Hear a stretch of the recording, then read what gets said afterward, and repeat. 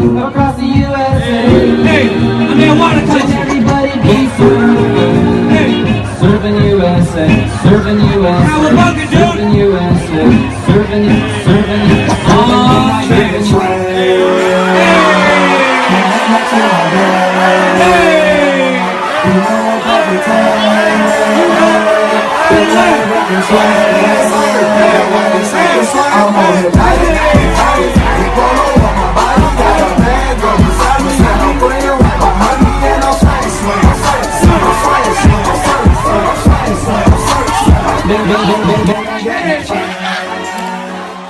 Welcome back to another episode of the Randy Wilson Podcast. I'm your host, Randy Wilson. This is episode 64, and we have none other than Andrew Hypes with us today. But before I get into that introduction with Mr. Hypes, let me make sure that you go to hit the subscribe button, hit the notifications button on your phone or on whatever device you're using so that you can be tuned in to catch the Randy Wilson Podcast in the future. Man, Hype's got a crazy bio. Like I do my prep and I was already familiar with him anyway. But for those of you who are not, let me kind of hit some of the benchmarks. All right.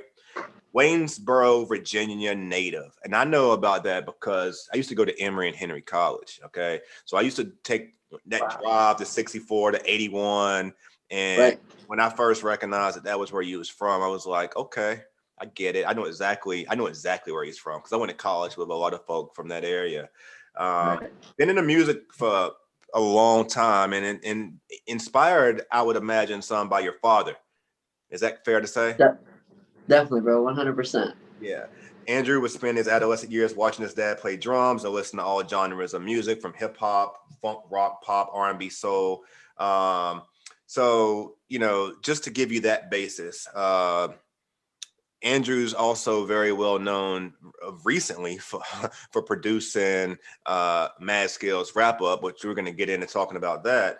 But he also, created a viral moment at VCU one time. And if you don't know what I'm talking about, just go to YouTube. You can check that out. He's got his way of moving the crowd and moving his head. It's a contagious thing. So go check that out. You'll see what I'm talking about. Open up shows for Pharrell, Travis Scott, Diplo, Pusha T, G Unit, Lil Dicky. I mean, it's pretty impressive. He's also worked with French Montana, which I didn't know that. I wasn't familiar with that. So that's pretty cool. Evan Barlow. And the list goes on and on. Opening for Pharrell. When did you open up for Pharrell? That's dope. So that was, I believe, 2016 Shag Fest. That's dope, man. It was crazy, bro, because it was almost 10 years.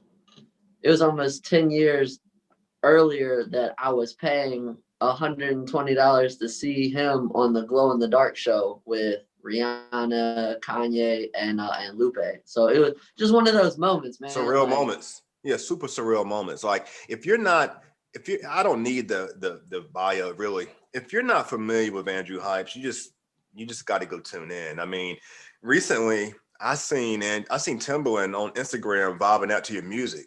And that was cool. Yeah. Like anytime that you see someone from Virginia, whether you know them or not, and you see them getting like recognition like that, that's major. I just seen you on Instagram with, I know you was down in Miami with Skills and the Dream Champs. I know you was at the set when they recorded Dream Champs. I'm not going to ask too many questions about that because it hasn't been released yet. For those of you who are listening now, this is being pre-recorded. And by the time it comes out, it's probably a good chance that it will be out. But for the time being, we will hold some of those questions back.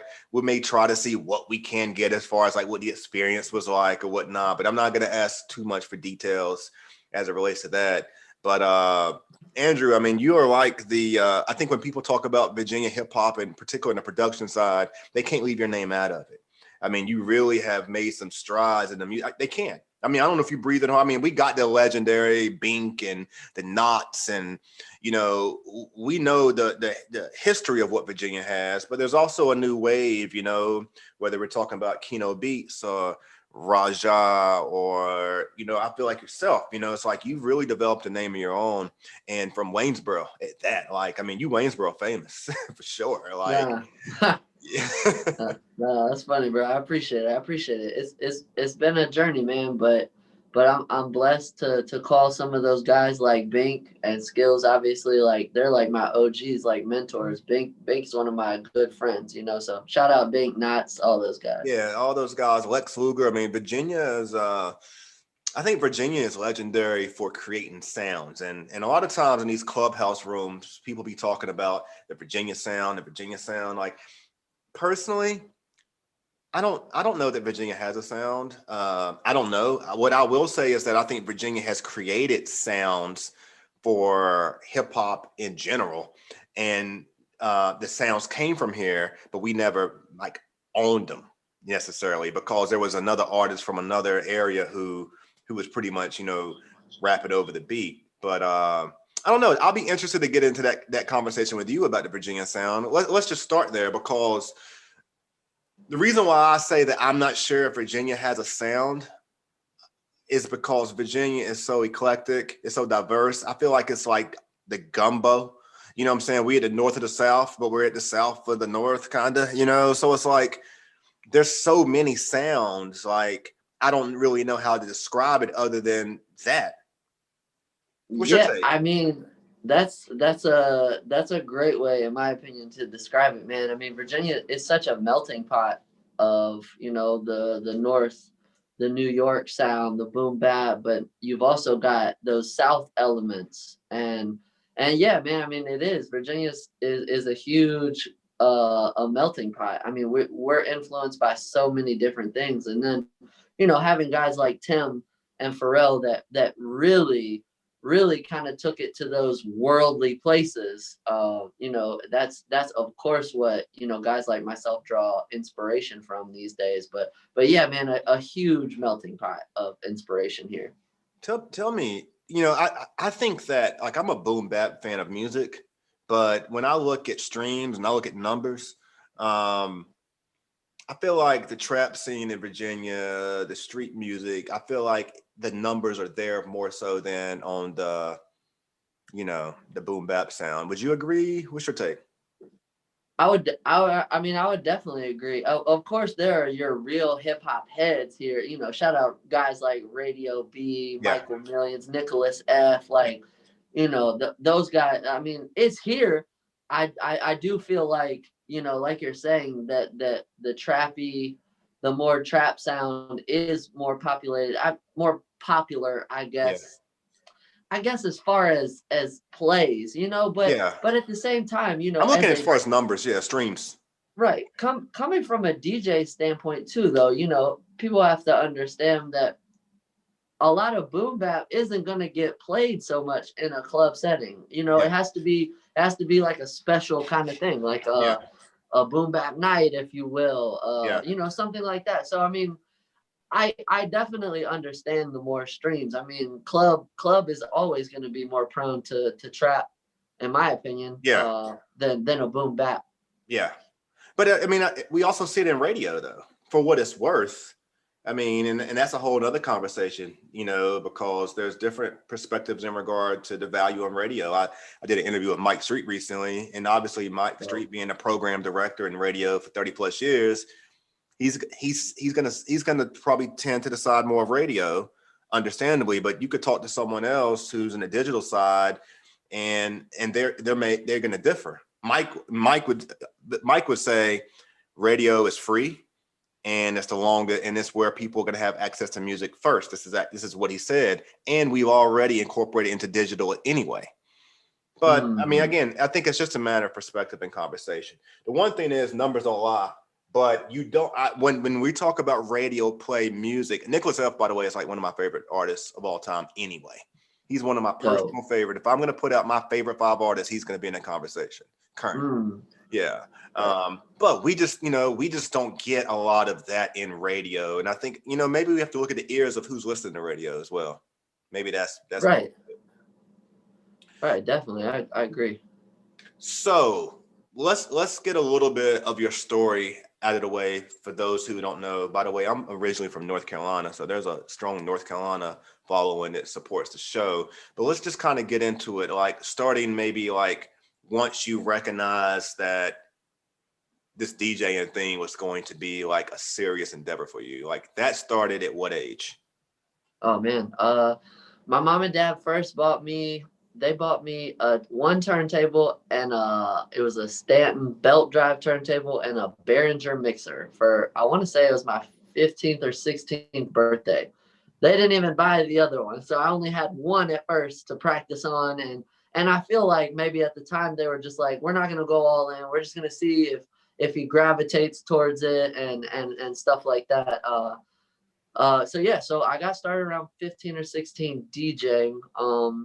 I started doing my dad's friends, my mom's friends' weddings, parties for some of my classmates at the time. And then I think I was a junior or senior in high school and I started doing colleges, JMU.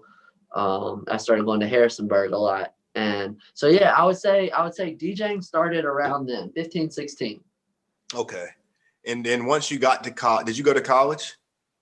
Man, so I originally went to Full Sail in '07 I was going for audio engineering at the time. They didn't offer a production degree credit at the time. So I got down there. I was there about 3 or 4 months and just realized that I didn't want to engineer so much, because that's all they had to offer. And it's called Full Sail University now is a university. Okay. So I got down there and I started really, really producing heavy. And I was like, this is what I want to do. I don't really so much want to be learning how to engineer, which looking back, of course, it would be beneficial these days to have had that and continue. But in the same token, man, I wouldn't have met a lot of the people that I still know to this day that I'm still good friends with that are now in the industry and making their strides and doing things that they're doing. So I definitely wouldn't have it any other way. I don't regret it. I regret it for my parents, because my parents at the time, they had to come out of pocket, of course, but yeah, man, Full Sail University 2007 is when I went. Well, I'm sure your parents now look at your career and they're like, wow, like he that we bought that, that one mixer, what I'm saying? Now they look at it and they're like, they invested well, obviously. Right. And obviously, it's hard as you can imagine to tell your parents, hey, I'm going to drop out of school. I'm sorry. But it was just something that I felt, man. Like I just felt it. It just felt right. And I quit, moved to Miami, networked, built those relationships. And then since that, man, I lived in Virginia Beach, LA for a bit. Yeah, man, just bouncing around a lot. Yeah. I mean, you definitely made the connections. What was it like, Andrew, when well, first off, maybe you had some involvement in it. Did you have any involvement in Timberland listening to your beat recently played on Instagram? Man, so shout out to Tim. No, I submitted. So I actually submitted to what it's called Beat Club. I'm sorry, not Beat Stars. Beat Club is like his new venture where he essentially gets to listen to upcoming producers and critique, and or if you hear something that he likes on the spot, he'll start manipulating some of the sounds and stuff. So I submitted a while ago. Tim actually followed me. I want to say last year on IG he followed me. I put out an unreleased set of, it was like 6 minutes of unreleased records that Tim produced, 2 of which are Jay-Z unreleased records that no one's got, except Jay's camp and Tim's camp. And yeah, so I put out this routine with these records. Hold on. How did you get so you put out 5 to 6 tracks that Tim had produced that never had been released, music that Jay-Z was on? So I put out a 5-6 minute routine. Okay. Of nothing but unreleased Tim records. One is a Missy, Tim, Pusha. 2 are Jay-Z, Tim, and then 1 was another Tim record that's unreleased. What? So, oh my God. So how did you get your hands on this? I mean, that's you can't go there, I guess, can you? No. Gosh, that's good enough. That's good enough for the camera. Like, that's so cool. So Tim follows you? Yeah, so Tim followed me. You know, I feel like, you know, at this point he's familiar with who I am, but you know, just hasn't heard that one that's like, okay, yeah, let's go. You know, so Yeah. so shout out to Tim, man. Tim was a legend, royalty and stuff. So yeah, it's a crazy feeling that he just follows me. You know, that I can DM him and you know he'll respond. That's nuts to me. Like, That's super cool. So he actually does respond. That's respect. yeah, A lot of these guys, man. a lot of these guys don't. That's great. It's crazy, bro. I mean, it really is. Like, you know, Tim, like I said, man, Tim's VA royalty. So just to get the follow was amazing. But you know, if I shoot him ideas or something, you know, on IG, like he'll hit me back or you know, have Merry Christmas, bro. You know, like just that alone is crazy to me. That's respect, man. I did an interview at his old studio, which is now called Virginia Beach Recording Art Studio. And shout out Josh who runs that spot. But I remember just being in that space was like being in like, this is where Jay-Z did the blueprint. Like this is where Justin Timberlake and Missy Elliott, like that space alone was like being in the hip hop cathedral. It's crazy. Bro, it really is. So before that, obviously it was called Thomas Crown. Yeah. And I was very, very fortunate enough at one point in my life to be able to run through there and work. And this is all way before Tim followed me, way before, you know, all of that. Shout out to Larry Live. You know, Larry Live is one of Tim's good friends. Larry, yeah, man, Larry invited me to the studio once. I went and played him records and man, we just had worked out this thing. He allowed me to come in and just create. And yeah, like you were saying, man, just being able to get inside those doors, those legendary doors was a major blessing. Yeah. It's just a different level of talent, man. Yeah, you're heavily respected in the 757. I hear your name come up all the time when I'm in some of those Clubhouse Virginia rooms. And usually they're 757 heavy. Yeah, Larry Live is in a lot of those rooms that I'm in. So a lot of times when we're having producer conversation, your name comes up, and you're not even using Clubhouse like that, I guess.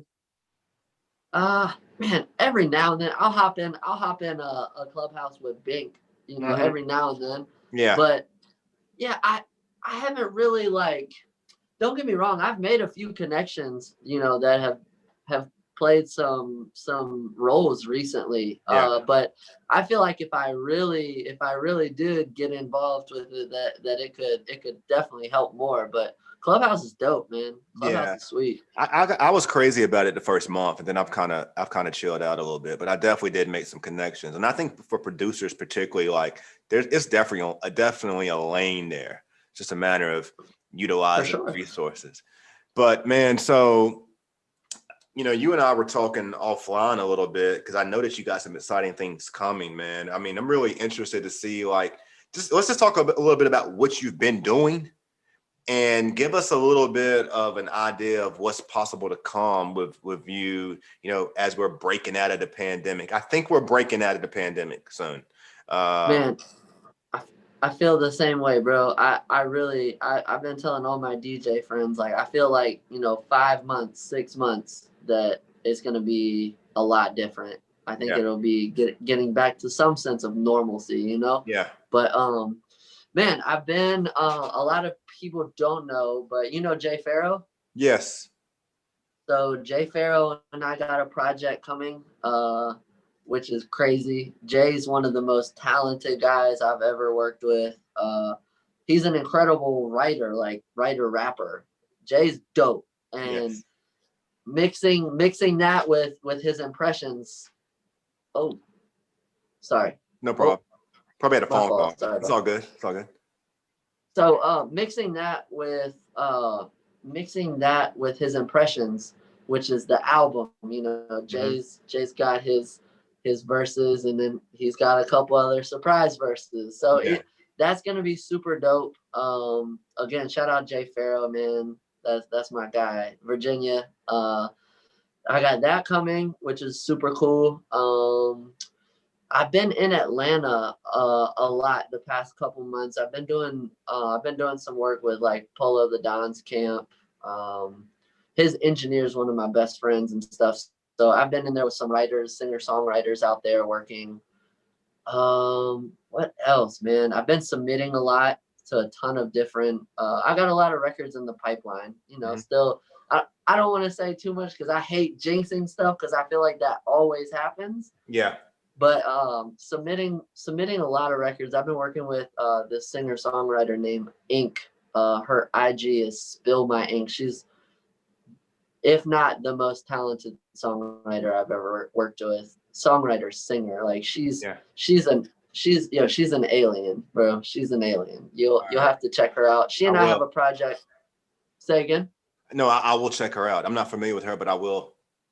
Yeah, I'll make sure I send you her IG. She was on she was credited on and featured on Chris Brown, Justin Bieber's Don't Check on Me. Like that's her singing on that. Back to Love, Chris Brown, she penned some. So her track record is amazing, man. But yeah, she and I got a project called VATL that we've been working on for the past couple years. Just waiting for that right moment and putting that out. Man, what else, bro? A couple Richmond artists, Slim Cartel. Yeah. Slim is dope. I don't know if you've interviewed Slim or not. I haven't interviewed him, but I know who you're talking about. Slim is super ill, man. I've got Slim like really kind of stepping out of his box on a lot of different stuff. We got an Afro beats record we got coming out called the Tequila and Rum Challenge. Okay. So Slim Cartel, shout out Slim. Rep, you know Rep a ton? Yeah, I know Rep. Yep. Okay. Rep actually just released a new record today. It's streaming. It's called Gifts Off, but I produced it. It's on some hip hop, head nod, just really weird sounding like rap. So shout out Rep, another super versatile rapper. Man, what else? Yeah, man. I mean, those are kind of off top, you know, what I can think of that I'm constantly working on. So if there's an artist out there listening right now who's checked your portfolio, checked out your catalog, and they desire to work with you, like, how would you advise them to go about it? Because I would imagine your DM is crazy. I would imagine, like, do you communicate a lot and do business through your DM, or is there a preferred method you have? Yeah, man. I mean, I have an email. It's bookandrewhypes.com that I use for a lot of people that reach out about production and DJing. Yeah. Kind of just to put it all in one place so that it's easier. But I mean, I always welcome DMs, man. I want my music everywhere, bro. So I really hustle, you know, when it comes to that stuff, especially beats. Yeah. Okay. For those who are listening, man, you heard them, so reach out to them through the DM. But do your research also. Do your research because, I mean, numbers are going up. All right. Numbers are going up. Let me emphasize the importance of numbers going up because he may not be as easily to catch right now because, I mean, he's been in Miami. I know he was in there. I know you recently skills spin somewhere in Miami. I imagine you did some work recently down there as well. Is that fair to say? Yeah, man. So, some studio work. I didn't DJ the last time I was out there, but yeah, definitely went. I really went down on that trip to really support. You know, Skills is like my best friend, man. So I just wanted to show that love and that support and all that. Well, and we want to talk about this new track that you produced for him also. But I mean, do you have a preference? I mean, I would imagine you probably enjoy producing music more than DJing. Is that fair to say? Man, is it like, I don't know. You tell me. Man, it's really 50-50, bro, because creating the music for people to move to is one thing, right?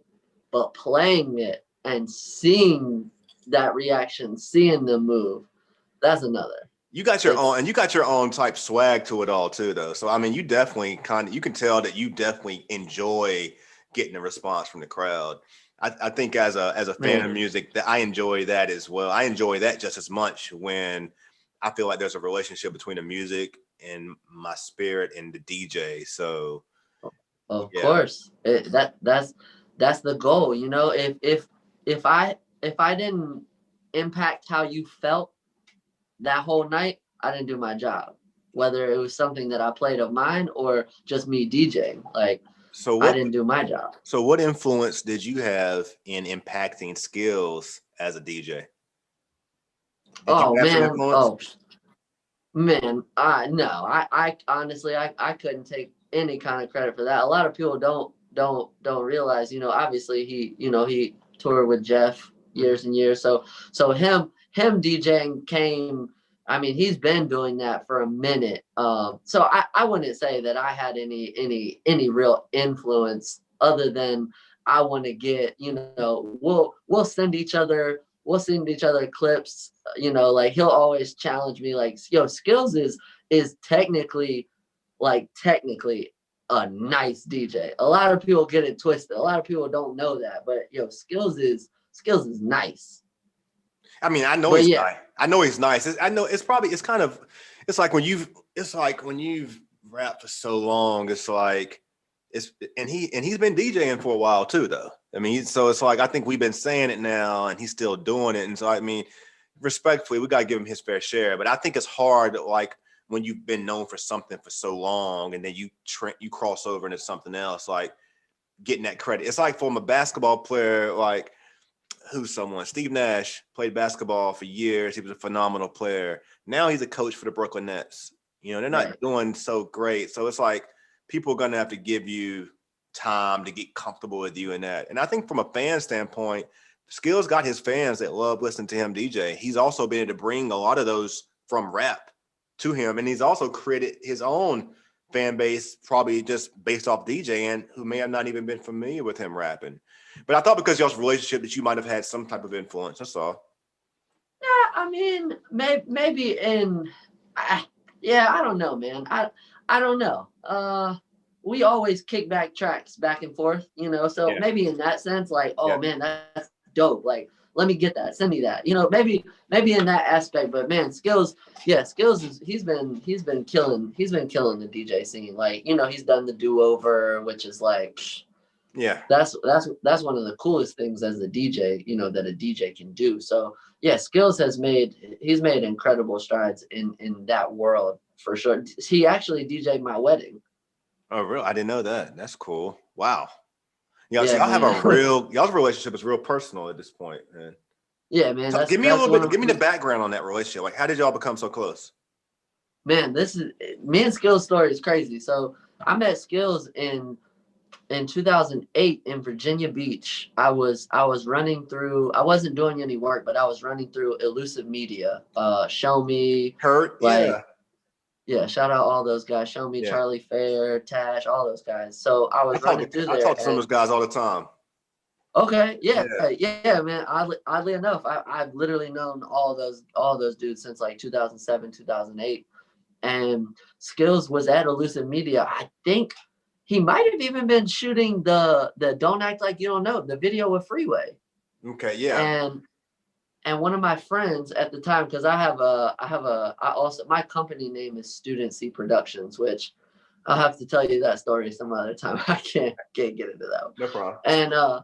And somebody was like, yo, man, like what would you go with, Skills? Would you go with Student C or would you go with Andrew Hypes?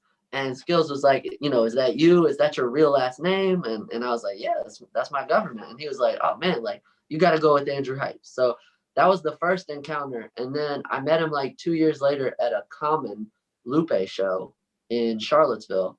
I got his email for beats. You know, I approached him, was like, yo, I would love to send you records. Like, you know, I've been a fan, whoop-de-woo. Yeah. So I started sending records. I started just annoying this man. I was sending stuff weekly. And finally he hit me back one time like, yo, keep sending. If I don't respond, you know, it just wasn't something that I was interested in. Fast forward, years later, he's working on, oh my gosh, what project was it? $1 Million Backpack? No. Thoughts Become Things. I can't believe I forgot that. Gotcha. So you probably don't even know this. So Thoughts Become Things rolls around. He's working on it. I sent a beat. He was like, yo, this is it. Like, send me this. And so we hopped on a call. I'll never forget. It was New Year's Eve of that year. I can't remember what year it was, but he calls me. Fast forward, I end up going. He invites me to Richmond to go in and edit the record. You know, we kind of went, you know, hand in hand on it. He kind of gave his input. I produced a song called BTSO. It's called Bring the Sparklers Out, which is like still one of my favorite records. But that triggered that relationship on a little bit of a more personal level. And I ended up moving out here with my now wife, you know, at the time was my girl. And I move up here and he and I start building. He moves to Atlanta, you know, still frequently coming back like he still does. And we just built this genuine friendship, man. Like there'd be days we didn't even talk about music, you know, just learning. And yeah, man. So that's how me and Skills relationship all started. So shout out Matt Skills, man. That's my guy.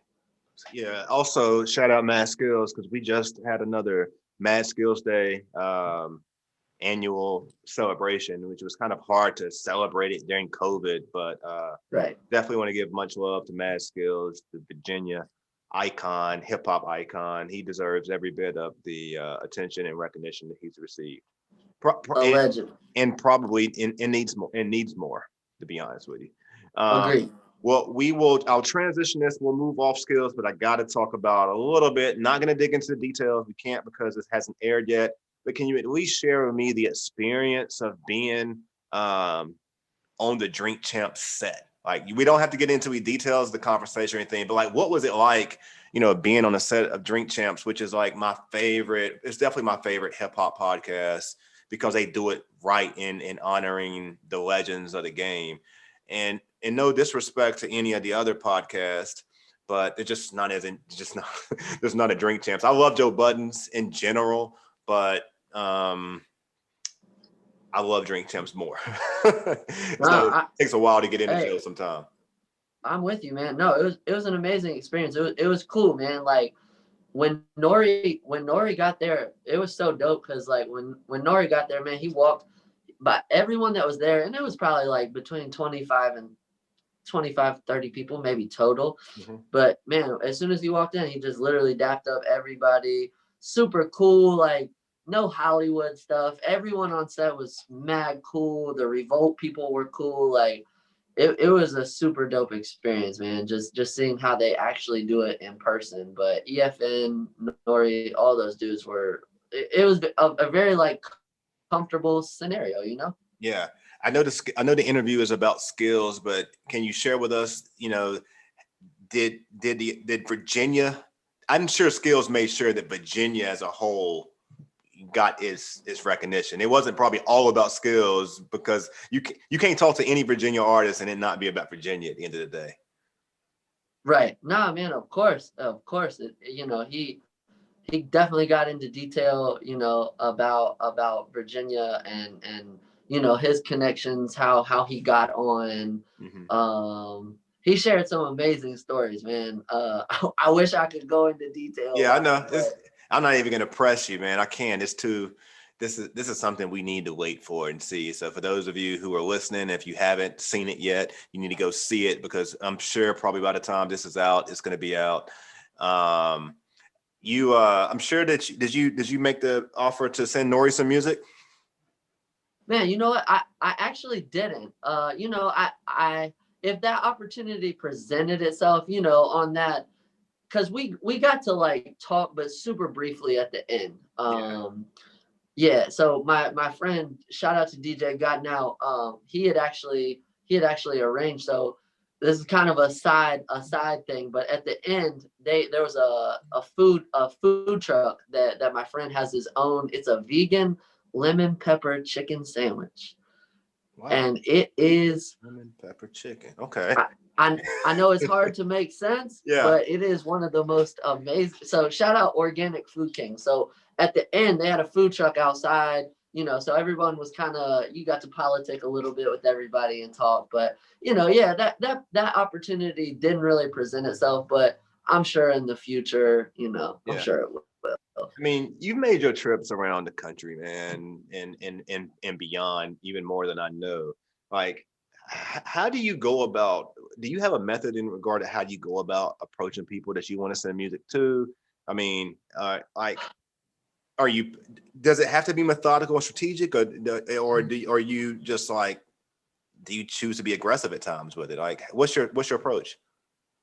I mean, I wouldn't say aggressive, but professional, without, because at the end of the day, the last thing you want to do is make someone mad Yeah, or annoy them, so I'm a very, very persistent person. Like I will give you your time, but I will definitely follow up, gotcha. and sometimes it works, sometimes it doesn't.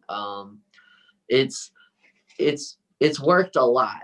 Yeah, I will definitely say it's worked a lot for me, man. It's doors have opened because of how consistent I've been throughout the years. So it's just that level, that fine line of being professional, but not overdoing it. gotcha.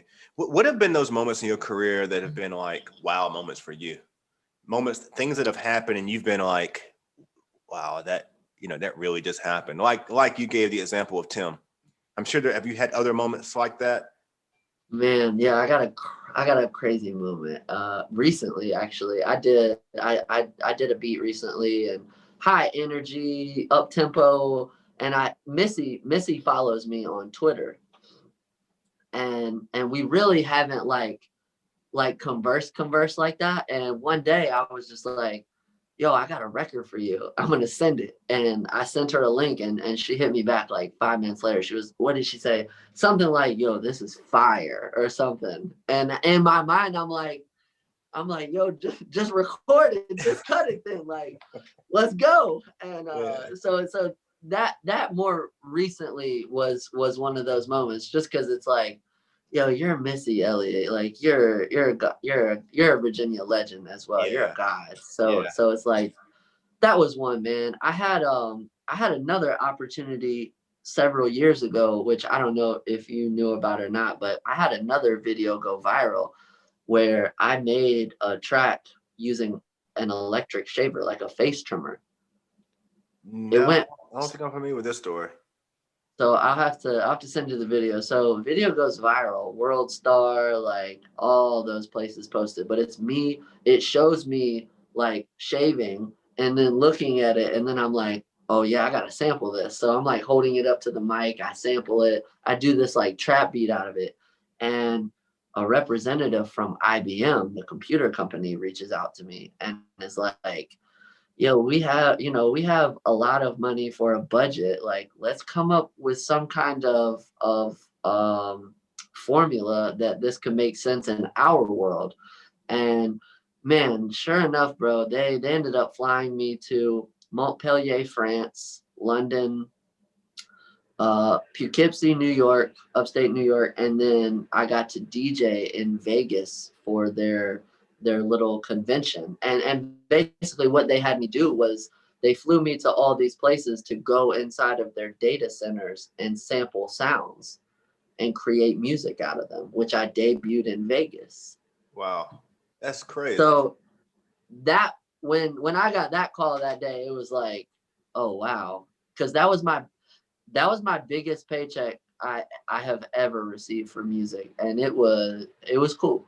It was Yeah, it was cool. that just opened up a whole nother avenue that you could pursue if you choose to, and just figuring out how to get corporate dollars behind, you know. Creativity. Yeah, yeah, Yeah, that's man. interesting right there.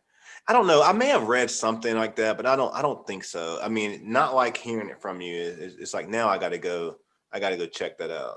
That's crazy. Yeah, That's yeah. crazy. It was a wild experience, man. That was my first time in Vegas. Obviously, my first time in France, and London. It was an amazing experience. Yeah, man. Shout out to IBM. And Tim Exile. Tim Exile was also involved in that project. Who he is also he has he's one of the creators of several virtual instruments that I use as far as production goes. Like, this guy's a That's genius. crazy. So That's crazy. yeah, Who's on your bucket list of people that you desire to work with? man, obviously Missy. Missy's amazing. I would love to get a record. I would love to get a record in with Missy, before she doesn't want to make music anymore. I can't see that happening, but I want to get a record in with Missy. Who else right now? Do they have to be like right now, or can it be anybody? It could be anybody. Anybody. Definitely Missy. Man, Justin Timberlake. He's a legend. Another one that I would love to work with. Obviously Jay-Z. Like, who doesn't want a record with Jay? Yeah. Who else, man? I feel like those are like my tops. Yeah. I had a moment with Missy commenting on one of my posts one time. And I was just like, yeah, what frustrates me with these folks in the industry, and it's just a reality. It is what it is. But it's like if they give you an inch, you want the mile. It's like, oh, you like this content? When can we talk? So like, man, it's like, I just tend to think though, what's meant to be is going to always be. And if you do the work, just stay committed to the work, then you're destined for whatever your work is going to contribute to this industry. So that's just what it comes down to. But I don't remember what it was. A post I made. I was at Defiant Studio. I remember that, and I tagged her in it. And she commented. I think it was some artist I was working with at Defiant, and it had some. And they quoted this. They quoted something about Missy, and they quoted something about Skills being a professor at U of R. It's U of R, yeah. And so she just responded to it like, yeah, much respect to Skills or something like that, But right. I know what those moments are like, and it's like, or if they like a post or they shoot you a thumbs up in the DM, and it's like, is this my opportunity? And it's like, You gotta, man, listen, you gotta shoot that shot always. Yeah, man. I don't mind if I shoot up a bunch of bricks. At least, I put the best effort in. Then, and that's kind of what I'm trying to do, man. I'm trying to like be a narrator. It's not. I mean, I rep. First off, I'm not even from Virginia, but I rep Virginia pretty hard. I've been here longer than I've been anywhere else. But I'm just trying to be a narrator for the scene. To be honest with you, I feel like if I can contribute work to somebody and their success through the picture, through the portfolio, you'll see that I captured content and I captured the stories throughout the way. That's what my intention and goal is. Let me ask you, when did you become familiar with the show? Man, bro, I would say I feel like it was early last year when all this started. I want to say early last year, bro. Yeah. Like, because obviously once the pandemic hit, it's obviously things like this are more, it's not that it's more accessible, but it's like, I'm not as busy. I'm not running around like I was, there's more time to embrace, podcasts and vlogs and stuff like that. Yeah. Well, I appreciate you being a guest on the show. And I asked that question because it's always interesting to me to find out where people get tuned in. Just like you said, like I'm trying to be aggressive on all platforms, and I wasn't originally. Quite frankly, I'm not being aggressive enough. But like I just recently started seeing value in Facebook for the first time. Like, Okay. I see value in Facebook now, not sharing links, but sharing like content where they can just hit play. And because I was focused so long in trying to send people to the podcast channel. Or trying to send them to YouTube. Like now I'm trying to put material out where you see it for where it's at. And if you decide to do more research, then you can figure that out on your own. But right. And it's just easier, it's easier for the consumer to only have to hit play instead of, oh, he wants me to go here and then do this and that. Like, so yeah, man. And I mean, if you're monetizing Facebook, the way you can YouTube, I mean, it's all at the end of the day is to your benefit. I'm almost at 1,000 on YouTube. I'm sure this interview is going to take me there. That's the goal, man. You're going to be the one to take me there. I hope, bro. I'll definitely share it as much as possible and get all my friends and family to share. I appreciate it, bro. Hey, one of the things I saw on your post, man, the other day, you was like, should I cut my hair? I'm gonna tell you, no, don't cut it, man. For someone who have not had the privilege of having any in about since 2003, I would say don't shave it, man. Keep it, man. It's a blessing to have it. It's a privilege. And if you take it away one day, you may wish that you never did that, man. Keep it. Let it go. You're right. Let it You're go. right. I'm Well, not hey, mad at that. before I wrap around to the closing here, I like to ask like random questions, man. I like to just ask things to kind of, hey, Nori calls it quick time with slime. I have no title for mine yet, man. I just ask things. So don't think, just be impulsive, okay? Chicken or fish? Okay. Chicken, fish, pork, or beef? Put them in order. Your preference. Ooh. Chicken, fish, pork, and beef. I would probably say chicken, fish, beef, pork. Wow. Okay. Okay. Cool. All right. I'm putting you on the spot a little bit now, okay? Oh boy. Lex Luger or Bink? Oh, come on, man. What? Yeah, I know, man. Okay. I mean, man, I'm gonna say Bink. Not even because like I have that relationship, but just because like, and this is obviously no, I've never You can't go wrong. You can't go wrong. ever. Right. I would say Bink, man. Yeah, Bink. Got you. Bink. Got you. So Jay-Z or Nas?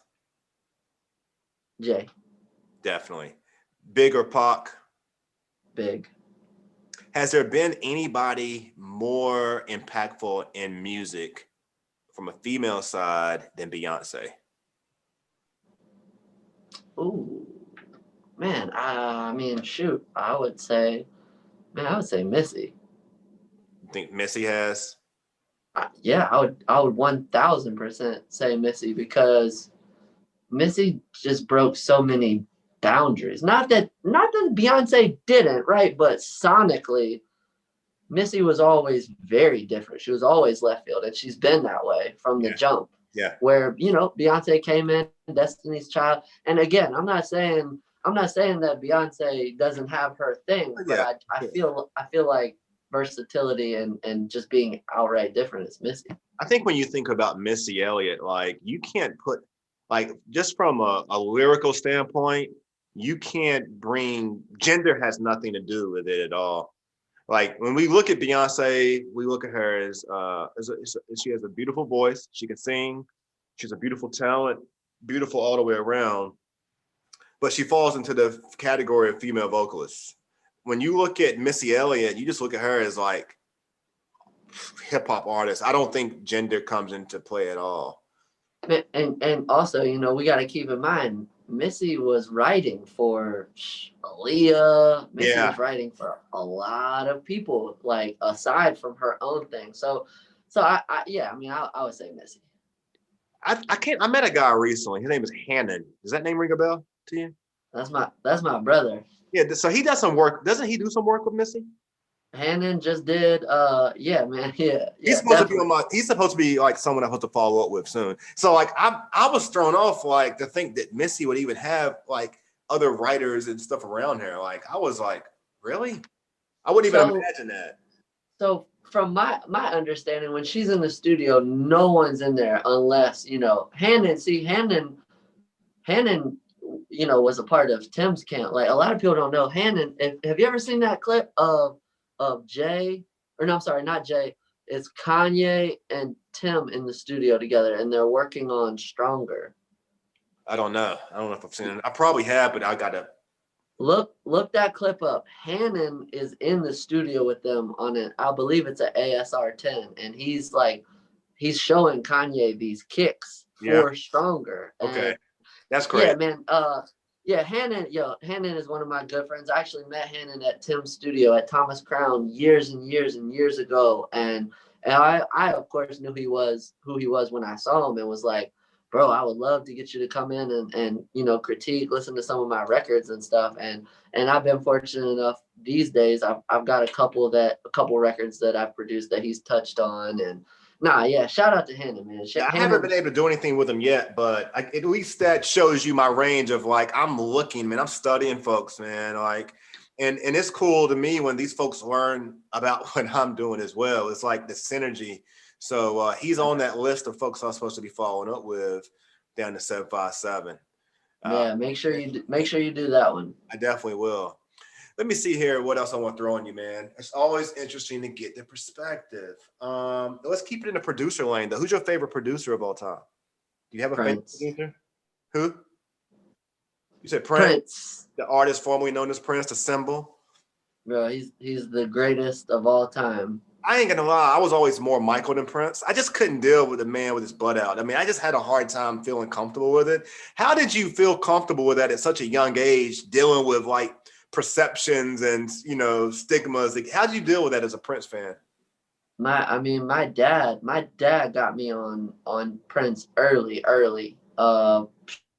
Man,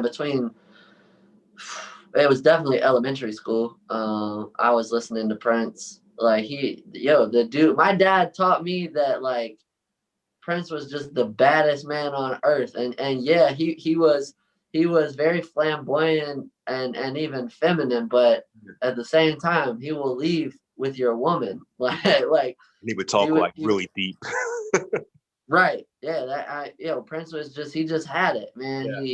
He was the greatest. And yeah, a lot of people, I can't compare the two. What I will say is I feel like Michael was a better entertainer, you know. Sure. But why? No, make people cry and die in front of the stage.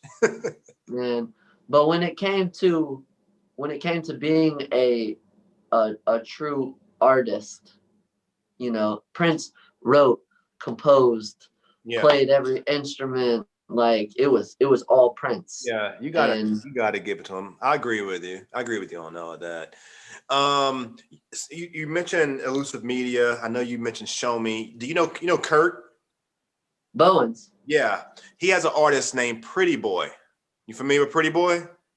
I just recently got in tune with who he was, and Kurt and I've been talking about trying to get him on some stuff. So hopefully that happens. Yeah. I was talking to Kurt the other day. Pretty Boy is such an old soul. I think it's just a matter of him getting with music that will pop with today's time and culture, because he's a phenomenal cover artist. But I think it's just a matter of like figuring out what he's gonna make that's gonna resonate with today. But last question. When you was a young guy, you know, pre-marriage, who was your celebrity childhood crush? Topanga, yeah, that's a great one. Yeah, definitely Topanga, bro. I haven't heard that one yet, but I liked it too. I mean, we all like it. You had to, man. Yeah, definitely Topanga, bro. Topanga or oh my gosh, bro, who was it? Oh, Pam Anderson. Oh yeah, of course, man. Of course. Well, anything that you want to share with us before we close, man? Anything that I don't want to leave anything on the table. Man, we kind of covered everything, bro. Shout out to everything. We didn't cover everything, but we're gonna wait on some of those things. That's true. Man, always shout out my hometown, Waynesboro, Virginia. Support is crazy. Hey, Waynesboro, we see you. Waynesboro, 540, man. And then hopefully, you know, once everything opens back up, bro, you'll have to take a trip. You have to take a trip down when I'm playing out there, bro, because it's crazy. In Waynesboro, for real? Bro, I will literally not even, because I don't ever want to sound like conceited or nothing, but like the support is amazing. Like we'll hit capacity at like 9:30. Really? No, I'm definitely down. Like I'd like to bring the cameras down for something like that. Like I really want to get back outside and capture real things. Like I said, my wife is she's not giving me permission, but I get my second vaccine on Wednesday. So okay, you know, maybe sooner than later now I'll be able to get back outside. But you're in Richmond now, correct? You in the Richmond area? Yep. Cool, man. Well, I'm definitely, this is just the beginning. I don't want to, this ain't like an end all. Let's do some more work together. I'll pull up with cameras wherever else, and I definitely appreciate you being on the show today. Episode 64, man. Like I'm climbing. I'm gonna be at 100 soon. It's Yo, that's growing, dope, bro. man. It's I growing. appreciate you having me. And anybody, that you might want to link with that I might know, bro, just let me know and we'll Hey, make that happen. I want you to think like who would be a great guest for the show, and you can shoot me a DM or something. Like just let me know, man. And like I definitely would. I would know. I'm trying to build my relationships through people anyway. So your introduction would be great if there's someone you feel like would be a good guest for the show.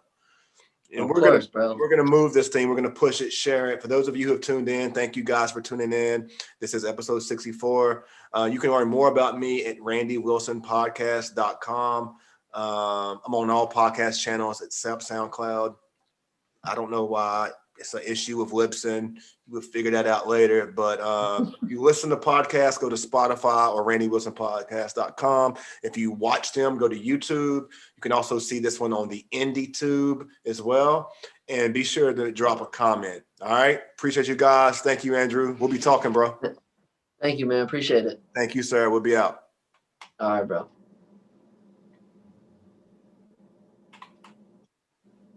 All right, bro. I'm gonna close it down, man. I appreciate you. Man, thank you, bro. I appreciate the look, man. Whenever, just let me know whenever it's ready, and yeah, we'll push that button. Sounds good, bro. Make it work.